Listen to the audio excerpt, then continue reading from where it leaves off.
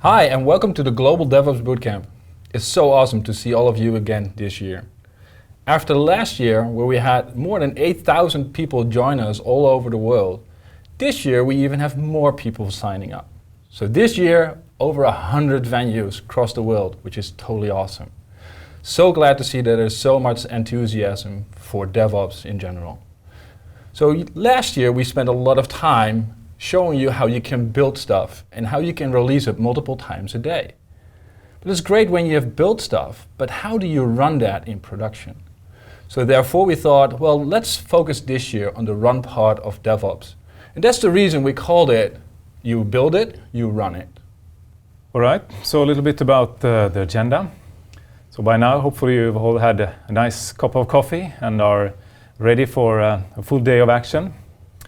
So we'll start with a keynote from Niall Murphy, where he will talk about what could possibly go wrong when releasing an operating software. And that will be an interesting talk, I think. Then the local keynote presenter will take over and give you more insights in how you could build services that are easy to run. And after that, you will all get engaged with this and work through a number of challenges to try out different aspects of operating services. So maybe René, you can talk a little bit more about what the challenges are about. Yeah, so this year we will take off where we left last year. So last year we built an application and moved it through productions to deploy multiple times a day. But this year we will focus on the run part of things. So we will focus on detect, respond and recover. How to see the trouble, how to recover from the trouble and how to respond to trouble when there is. So what will happen is you will pick a challenge from a website and then we will start creating trouble in your website. And it's up to you to fix it. Of course, we have some guidance and step-by-steps to help you, and there is proctoring around you from awesome people all around the world that have the experience and expertise to get you through. And don't forget, it's about the learning. So if you don't know how to fix it, just ask for help and we will get you through it. So with that, I'm going to hand over to Niall Murphy, who is going to take you through his experiences with service reliability engineering in the real world. Have fun! Hello everybody, my name is Niall Murphy. I'm the Global Azure Site Reliability Engineering Lead in Microsoft Dublin. I'm here to talk about professional pessimism and the really astoundingly large number of things that could go wrong and often do. The image here is a reference to a character in Mad Magazine whose catchphrase was, "What me worry," which is a very relevant catchphrase for anyone in the DevOps or SRE world to know about. So in some sense, I'm a software professional, although I have a SRE background and not necessarily a DevOps one. What's SRE, I hear you ask? Well, we can answer that in a number of ways. We could have you read these books, although since they're about 500 pages long each, maybe that's not an immediate thing for you to go and do. Or, presuming you're familiar with DevOps, you could use a kind of a lightly changed version of a definition that Tom Limoncelli, well known for the books on cloud and system administration that he has written, has come up with, which is that DevOps engineers focus on the SDLC pipeline and have intermittent production responsibilities, and SREs focus on production responsibilities and intermittently involve themselves with the SDLC pipeline. So you can't hire a DevOps, it's a philosophy. You can hire an SRE. But both of them have a heavy emphasis on collaboration, silo busting, also working horizontally generally, and making automation in order to run services and systems effectively in a kind of a blameless failure culture.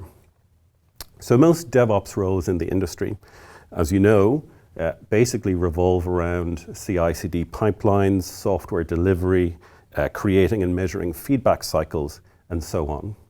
SRE has a significant body of knowledge, on the other hand, and lore around how to run systems, particularly large-scale systems, particularly systems that are critical to the business in some sense. How to design them, how to make sure they're working well, and so on. Since in the largest sense DevOps is a philosophy and SRE is a job role, SRE can be viewed as an implementation of DevOps. But it's a particularly opinionated implementation of DevOps. It really strongly tries to articulate what it is to run services effectively and how to respond to difficulties in running that service, and also how to more or less own the entire life cycle of a software object. They are not support engineers. They are not solely operations engineers, even though their domain is primarily production. If you come across somebody who is doing solely manual operations on software, and yet their job title is SRE, they probably have the wrong job title. It's really deeply involved with software. And indeed, both SRE and DevOps in that sense are concerned with running things effectively, pieces of code in production, doing actual stuff. So both of those approaches, SRE and DevOps, are kind of new ways, in some sense, of doing software operations. They're really about trying to escape the tyranny of the older software development model where you have the hard split between development and operations, where product development folks write the software, throw it over the wall to the operations folks. It doesn't work, throw it back over, lots of finger pointing, and so on. That's just not a great organizational model for actually enabling software to be delivered fast and safely. It turns out, in fact, that you build it, you run it as a philosophy is just much better. And whether it's implemented on top of DevOps substrate or with SRE style approaches, partnering between product development teams and SRE teams, the overall point is that the feedback loops are way more effectively in place when you have a DevOps model and an SRE model than otherwise. An operable product at the end of the day is a better product. It runs more effectively. It's more agile in the broadest possible sense. And even if you can temporarily get away with shipping more technical debt or having a less operable product, it will eventually bite you in some way, as we will see later in the presentation. But talking about you build it, you run it, reminds me that we should talk about the run phase of DevOps. I've talked a lot about the commonalities between SRE and DevOps. One of the differences that I sense in the foci of the two communities, SRE and DevOps, is that we spend a lot of time talking about the build and develop phase of software engineering in the DevOps community. So really talking about this through the lens of software metrics, software delivery, leads to spending a lot of time thinking about how to assemble programs correctly, how to do software engineering in that sense. In the SRE community, on the other hand, we spend more time talking about the run state and the steady state, if you like, when the thing is actually in production. Not that there ever is a steady state, really, with a sufficiently complicated piece of software. It's always changing in some way. But that's natural enough, this difference emerging, considering how these two things are kind of organizationally positioned. But in some sense, that can be detrimental to both of the communities. For a start, as the introduction to the first Site Reliability Engineering book says, there's a very large proportion of the total cost of a software system, any successful piece of software, they're basically overwhelmingly in the run state. The number I have found is anywhere between 40 and 90% of the total cost of a successful software system are encountered post-actual launch. Now, there's a very large amount of uncertainty in that figure, which in some sense demonstrates how immature our industry is. But it seems pretty plausible, actually. There are some very long-lived software systems where we spent most of our time talking about how they should be constructed in the design phase and much less time talking about how they should be run after they escaped to production. Although, of course, it's not wrong to spend a lot of time talking about the build phase and how you should construct a piece of software. In fact, perfectly fine to do that, particularly if it results in a better product. Realistically, anything we launch is going to be quite different in a few years' time, if it's at all successful. So overinvestment in build isn't warranted. And so there's an argument that we probably end up, on average, underinvesting in run. So I think the question, why run becomes clearer. Why should we invest time thinking about the run case when we think about how things fail? At this point, I just want to take a moment to remind you that it's a difficult world out there, in case you didn't know that already. Take, for example, a simple HTTP connection between two machines. Here is a non-exhaustive list of the things that could possibly go wrong in this HTTP connection. So the client computer could fail before the socket is opened. You could have the socket itself being failing to be constructed because there's a running out of kernel memory or some other problem at that level. The process itself could fail out of memory, user level memory, post-socket construction, but pre the IP packet formation and sending off. The network card or equivalent, any piece of hardware could of course fail on the client computer before or after sending. Various aspects of the network, including layer 2 or layer 3 communications, routing, etc., between the source and destination could fail. The receiving process could get halfway through processing the packet but fail for any of the already outlined reasons. The receiving process's dependencies in order to respond could fail or give a wrong answer, database and so on. Or the receiving computer could spontaneously fail with the user land portion having completed its work. And all of these things have potentially different outcomes or different structures that are in memory or different states in kernel counters and so on after they fail. The interesting thing is that actually our industry isn't super good at accommodating failure for even very common cases. As anyone who's ever used in-plane Wi-Fi knows, any system on the internet today is not that good when you're at the other end of a very high latency link, and a lot of things just simply fail in that case. So let's take a moment to talk a little bit about a particular experience of mine.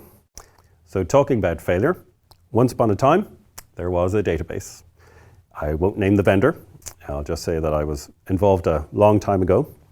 So we were making a scheduled permissions change across a large number of instances of this database for various reasons. It was mostly to do with scaling. It was split into kind of separate partitions. This data lived on separate collections of servers split into partitions. Those cohorts of servers had a leader that was write-only and a set of followers that were read-only. And so the automation to stitch all of this together was something we used very often, every day.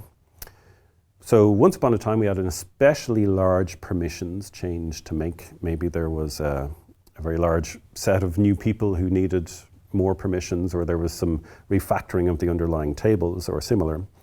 The way this worked was that the automation would go around from leader to leader, drop the permissions for the old set, add the permissions for the new set, and move on to the new leader in a serialized fashion. So all very well, except of course, if the assembled SQL statements are so complicated and large that they cause the SQL parser to run out of memory or crash in the middle of parsing, what you have is a situation where your automation connects to a leader, drops all of the permissions, attempts to add the new permissions, but can't because that statement assembly and parsing fails. The database itself crashes, and no one can now access the database because you've removed all the permissions in the first case. So that was not a fun one. But surely that's just a programming flaw, right? Or a lack of transactions. Certainly it's just it's a toy system. Such a thing would never happen with serious systems. Of course, I suspect most people watching this have an example of a toy system that turned into a real system real fast. And some of those today have billions of dollars flowing through them. You may also have come across this excellent list before. The fallacies of distributed computing, originally from Peter Dutch in Sun. The network is reliable, of course, we know is absolutely true. We've been just talking about that. Latency is zero, bandwidth is infinite, and so on. When you program in the single machine case, or even when you program within the cluster computing case, you can sometimes end up believing that these statements are true, or programming as if that's the implicit API or guarantees about the environment which are being provided to you. Of course, it's not true. And indeed, it's not simply the follies of distributed computing anymore as such, because it's kind of difficult to think of a computation that matters that doesn't cross a network in some point today. And a number of systems, as I say, are written with these false assumptions in mind. But we were on the topic of databases and failure. How about that time that the administrator password for a really important database got mistakenly open sourced? So, config as code, as we all know, and all code wants to be free, or something like that. And so when you pack up the source code for the thing you're going to open source, it of course includes the default config.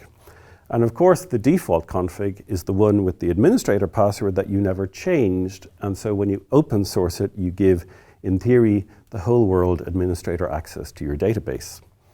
Of course, there's no connection to it directly from the outside, and there's no prospect of insider threat, obviously. So the fact that this goes unnoticed for several months is never a problem, of course. So that was not really a fun one as well, and as far as I know, was only discovered by accident. But again, this was not a current employer. I think more generally, you'll have heard of Murphy's Law. Anything that can go wrong will go wrong, which is quite true. I myself have Murphy as a second cousin on my mother's side. But failures aren't confined, of course, to the 1 to 2 machine case. There are also things that take place on cluster level cases. And if you look at the following list of outages for a cluster from a paper presented in 2009, you can see very clearly that failure of many kinds is not confined to the 1 machine case. And of course, the larger your system is, the more exposed to these kinds of issues you are. So, a story about that from the Microsoft experience is a story in 2017 where the problem started when one of the Azure data centers was carrying out routine maintenance on a fire extinguishing system, and the workmen accidentally set off the fire extinguishing system. This released fire suppression gas, of course, quite naturally, as it should do, and triggered a shutdown of the air conditioning, of course, to avoid feeding oxygen to any flames that would happen to be elsewhere in the building, and cut the risk of an inferno spreading via the air conditioning conduits. But the difficulty with the lack of cooling in a sufficiently busy data center, of course, is that this actually causes machines to shut down because of temperature, because of their temperature being exceeded. And what happens in that case, again, if you have the misfortune to have a sufficiently large set of machines shut down, is that it's always a complicated issue to bring them back up in the right order, because the dependency set between internal cluster systems can often be very complicated. So that was not fun, and that cost our customers, regrettably, a number of hours worth of outage. So we all know that corner cases can be tricky, and that there are none more trickier than date-time edge cases, such as things that will work totally fine for 1,459 days, and then due to leap year calculations fail mysteriously. So let's talk about a couple of examples. In 2012, Azure itself had a very large and very interesting outage because of leap year bugs. As you might expect, the background to this is quite complicated. Azure services themselves need infrastructure to manage them. And in particular for virtual machine management, there is a hosting machine and a guest virtual machine, a guest VM. So guest VMs are created in some sense on top of host machines, and there needs to be some mechanism for these things to communicate between each other. And because we want that communication to be secure, we encrypt it. And because we encrypt it, we need certificates. But certificate management, which as more or less anyone in the SRE DevOps world can tell you is a fairly complicated problem, certificate management in the case of this particular situation required the creation of certificates in an ephemeral fashion when virtual machines were started, when virtual machines were moved around, and also when certificates expired. So, as many folks who have generated SSL certificates will know, when you start to generate a certificate, you have to give people, or you have to give the system a from date and a to date for the validity of the certificate.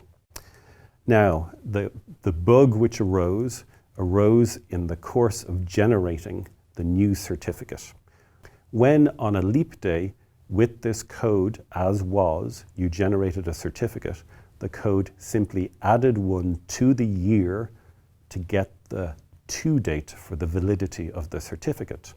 So every time a VM was launched on this date, and every time a VM was moved by the cluster management system, what would happen is a new certificate would be attempted to be generated, but the to date for the validity of that certificate was set to the 29th of February 2013, which of course is not a valid date. It's like the date on which I finish getting most of my Christmas presents, which is December the 35th. So the difficulty there is when you generate a certificate with an invalid to date, the generation fails. And so the certificate is not present, and so the virtual machine cannot communicate with the host operating system, and failure everywhere. So there are numerous examples of this kind of thing around. Yes, sometimes they are naively based on simply adding one to a year and expecting everything to work out. But also there are a large class of bugs based around assuming that a year has 365 days. And so we also see problems when you get to the 366th day of a year, sometimes when you've used fixed arrays or essentially attempted to write date-time parsing libraries yourself. So we've had reports of bugs like this affecting, for example, baggage carousel belt software. I think that was at Dusseldorf International Airport. Aluminium smelting plants in New Zealand and Tasmania, which shut down on December the 31st in the leap year of 1996. TomTom GPS devices failing in 2012, Sony PlayStation devices incorrectly thinking 2010 was a leap year, and so on. So there's a large number of issues like this, off by one issues, especially around data filtering using date-based queries and so on, that we need to watch out for in these cases. So having looked at the above set of failures, it might seem to you that what we have to do is to reopen the failure option, because more or less everything is going to fail all of the time, or at least you might feel that way. So what can we actually do about this? Well, thankfully, there is support, there is hope in order to make your system more resilient, in order to understand the run phase better. There's a lot of support out there, and not just the lore and knowledge in the books we were talking about at the start of this, but also the general ideas of taking care in the design phase, taking care in the run phase, in order to have your system working correctly, to design with failure in mind in particular. And so for credential scanning, for observability, which is a big buzzword in the industry today, absolutely warranted from my point of view. Charity Majors and others talk about this at great length. And the ability to introspect the code and to understand exactly what's happening in a very high dimensionality way is absolutely crucial in order to understand what's going on and debug and arrive at a stabler system. Azure itself, of course, provides tools and support for many of these kinds of things. There's Azure Monitor itself, that suite of products for figuring out what's going on with your application, and in some cases being able to introspect it in great detail with App Insights. There's credential scanners, there's a lot of application architecture advice. So My advice is to go out there, to educate yourself, to use the tools which are available to you, to always keep failure in mind and be the closest thing to a professional pessimist that you can. Okay, thank you for attending, and I hope you have a great day at the local event. And now back to Marcel. So thank you so much for that, Niall. Thank you so much for that great presentation. So with that, we really want to move on to the local keynote speaker that has a great presentation for you in stock as well. But before we do so, let me please thank all the local venues for their help. We could not have done it without you. Also, I would send out my thank you for Microsoft, because they really helped us sponsoring all the Azure credits this year. And of course, Solidify and Xspirit. And not to forget our every year growing community of helpers in the GDBC community. So all, thank you so much for your help. And with that, I will hand it over to the local keynote speaker in your venue.